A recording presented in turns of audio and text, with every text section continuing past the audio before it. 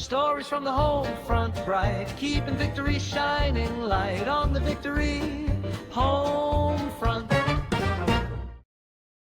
Hello, everyone, and welcome back to On the Victory Homefront. For those who have been going with me these last several episodes, we are currently in our fourth episode of a five-part series, The Battle for Morale, America's World War II Homefront Under Pressure. And today is episode 4. Now, I know that talking about maybe this side of the home front is not something that everybody wants to hear about. When we think about the home front, we envision all the positive things. But if you're going to learn about the American home front, you need to see all sides of it. And that's why we're doing this 5-part series.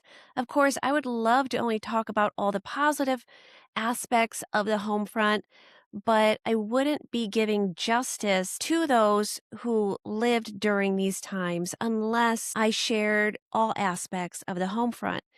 And so today's episode is Division at Home, Riots, Prejudice, and the Struggle for Unity. Because when we imagine the American home front during World War II, the picture often seems clear and inspiring.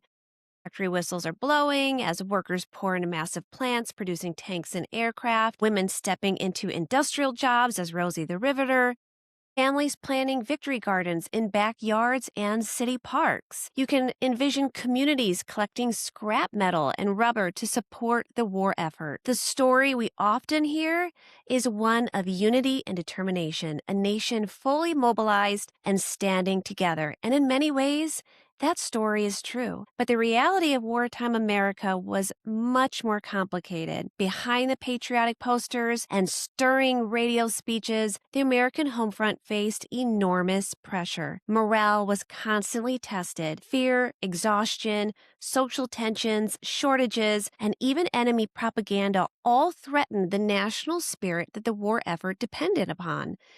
Today, we're looking at another force that challenged morale. No, it's not the ration books. It's not the telegrams that we've already covered, nor is it the enemy broadcasts, but it's something far more difficult to confront because it's about division among Americans themselves. Because even while the nation fought dictatorships overseas, Americans still struggled with prejudice, fear, and conflict here at home. I want to welcome all the Rosies and Homefront Joes for joining me for this very important episode of this 5-part series. World War II transformed the United States almost overnight. Millions of Americans relocated, some across the country, others only a few hundred miles, to take jobs in expanding war industries. Shipyards, aircraft factories, steel mills, and ammunition plants needed workers faster than communities could build homes for them. Cities like Detroit, Los Angeles, Seattle, Oakland, Mobile, and Richmond swelled with new arrivals. Entire neighborhoods appeared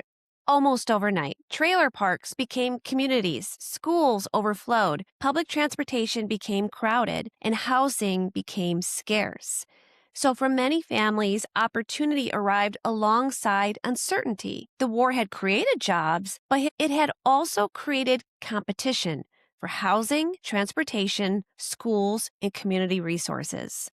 Long-standing racial discrimination and social inequalities did not disappear simply because the nation was at war. In many places, it ended up becoming more visible. Few cities represented America's wartime success more than Detroit. President Franklin Roosevelt famously called it the arsenal of democracy. Automobile factories that had once built family cars were now producing tanks, aircraft engines, trucks, and other military equipment at astonishing speed. Workers poured into the city from across the nation. Among them were tens of thousands of African Americans leaving the South during what historians call the Second Great Migration, because they were seeking better paying defense jobs and greater opportunities. But Detroit was unprepared for such rapid growth. Housing shortages became severe. Segregation and discriminatory housing practices forced many Black families into overcrowded neighborhoods. Competition for jobs, housing, and public space intensified existing racial tensions. By the summer of 1943, the city had become a powder keg. On June 20th, a series of confrontations between black and white youths at Belle Isle Park escalated into violence. False rumors spread quickly throughout the city. Within hours, Detroit erupted. Crowds attacked people, businesses, and property. Streetcars were stopped, neighborhoods became battlegrounds. The violence continued until thousands of federal troops were deployed to restore order. When it was over, 34 people had lost their lives, hundreds more were injured, and millions of dollars of property had been destroyed. For Americans reading newspapers across the country, the riot was deeply unsettling. How could a nation asking its citizens to unite against tyranny abroad be experiencing such violence at home? The events in Detroit reminded Americans that unity was not automatic. It required constant effort. Now, only weeks before the Detroit riot, another conflict had captured national attention, and this time it was in Los Angeles. Many Mexican-American teenagers embraced a style of clothing known as zoot suits. With its long jackets, broad shoulders, and wide-leg trousers, they stood out from conventional fashion. During wartime, some critics pointed to the amount of fabric used in these suits, arguing that they symbolized waste during a period of conservation. But historians generally agree that the violence which followed was driven by something much deeper than clothing. Long-standing prejudice, sensationalized newspaper coverage, and growing tensions between servicemen and Mexican-American communities all contributed to what became known as the Zoot Suit Riots. Beginning in early June 1943, groups of servicemen entered neighborhoods searching for young men wearing zoot suits. Many were beaten, some were stripped of their clothing in public. Police frequently arrested the young men who had been attacked, while relatively few servicemen faced serious consequences. The images shocked Americans. They raised uncomfortable questions. Could a nation fighting racism and fascism overseas ignore prejudice within its own borders?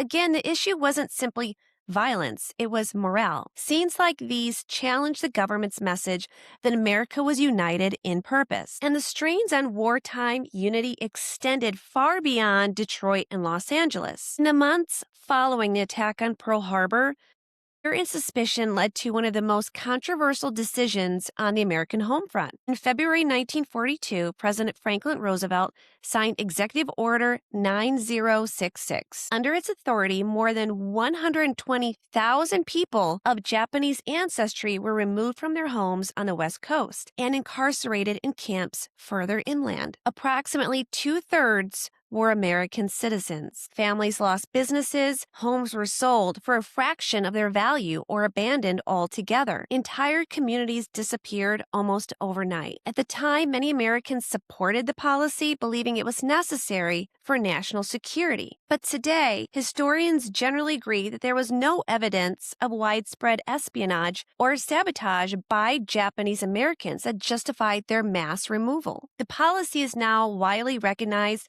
as a grave violation of civil liberties. Yet, even amid this injustice, thousands of Japanese Americans volunteered or continued serving in the U.S. military. The 442nd Regimental Combat Team would become one of the most highly decorated units in American military history for its size and length of service.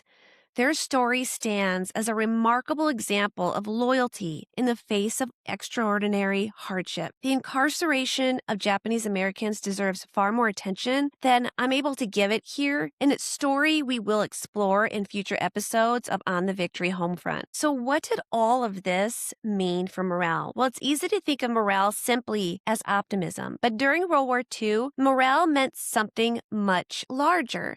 It meant believing the nation was worth sacrificing for, believing your neighbors would do their part, believing the hardships of war were shared. Events like the Detroit Race Riot, the Zoot Suit Riots, and incarceration of Japanese Americans challenged those beliefs.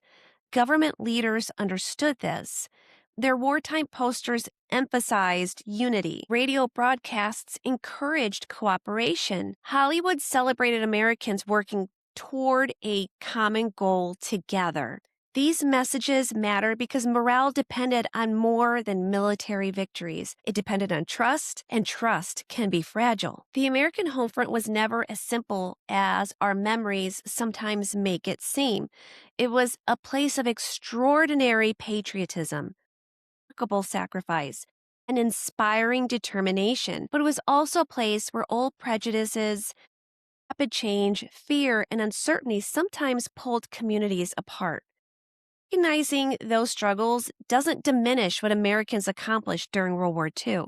Instead, it reminds us that unity is not something a nation possesses automatically. It is something people choose to build, protect, and rebuild when it begins to fracture. And perhaps that is one of the most important lessons of the American Homefront, because victory required more than factories and armies. It required millions of ordinary people choosing every day to keep moving forward despite their differences.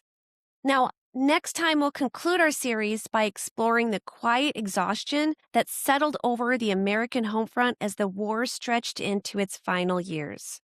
So until next time, my friends, remember that victory is in every day. Thank you for joining me, and I'll see you next time.